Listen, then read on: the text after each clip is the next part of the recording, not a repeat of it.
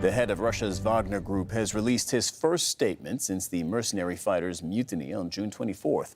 In an 11-minute audio recording, Prigozhin said that he took the action because his group was going to be disbanded. He added that Belarusian President Aleksander Lukashenko offered a solution for Wagner to continue working legally in Russia.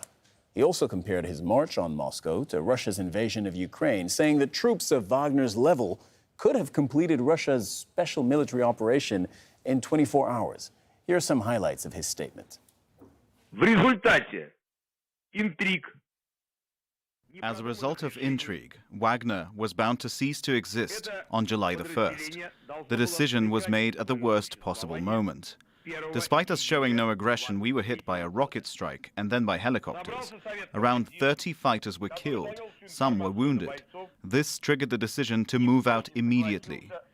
The goal of the march was to prevent the eradication of Wagner, ensuring those who made a huge amount of mistakes during the special military operation because of their incompetence be held accountable. Daniel Hawkins joins us now live from Moscow. So this domino has just dropped. We were waiting to hear what, if anything, Daniel, Prigozhin would say. Now he's released this 11-minute audio statement. What's next for Wagner and its relationship with the Kremlin? Well, Prigozhin has been quite conspicuously absent from the public eye, unusual for a man who was so used to seeking the public limelight up until just about half an hour ago. Quite an extraordinary 11-minute statement from Yevgeny Prigozhin in which the summary really is mutiny. What mutiny? He said that he had no intention to seize power or change the government in Russia, instead saying that the whole thing, the whole incident, if you like, was simply a demonstration of the weak spots of Russian security forces, a demonstration of how, according to him, Russia's so-called special military operation in Ukraine could have gone if given to the hands of the most professional fighting force in the world. That's how he described his Wagner Group in this statement, saying also that he stopped just in time to prevent bloodshed, something, of course, he's said before. And the most mysterious part, of course, on which questions will be asked, is that Wagner will apparently be given the opportunity to operate within some sort of new framework. Now, how exactly that will look, it's hard to say. Russia's authorities confirmed Prigozhin is still under investigation for mutiny. Initially, of course, Putin said the charges will be dropped. Peskov said the charges will be dropped. Now that seems to be on the table once again. So it's very much hard to say because, of course, this comes at a bad time for the Russian military on the front lines in Ukraine.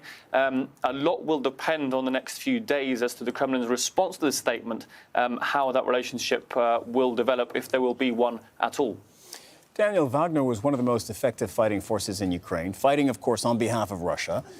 How will these events impact the conflict in Ukraine?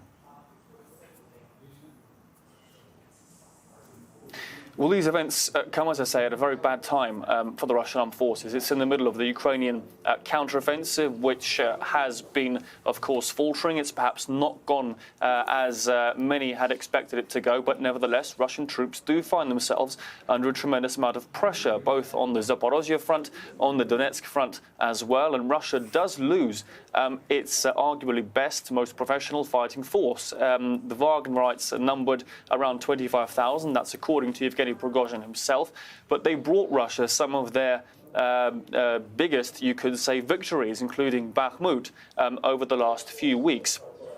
This is likely to sow some sort of confusion on the front lines among Russian soldiers and commanders.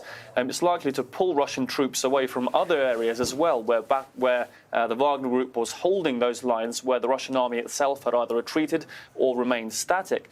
It also, of course, galvanizes the Ukrainian forces. It projects an image of weakness, of chaos, and of a weak chain of command, which the Ukrainian army will try to exploit. And that's really a common theme, which both the Russian authorities have said and which Kiev officials have said as well. It's a common theme. So this is very much at a bad time for the Kremlin and for the Russian armed forces, and no doubt leaves them in a weaker position than they were just 76 hours ago. Daniel Hawkins in Moscow, thank you very much.